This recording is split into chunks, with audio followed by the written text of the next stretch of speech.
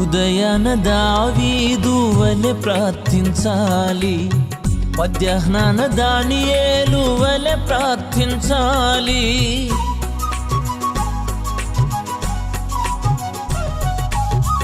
ఉదయాన దావీదు వలె ప్రార్థించాలి, మధ్యాహ్నాన దానియేలు వలె ప్రార్థించాలి.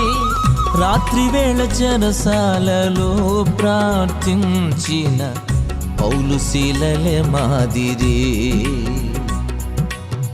రాత్రి వేళ చెరసాలలో ప్రార్థించిన పౌలు శీలలే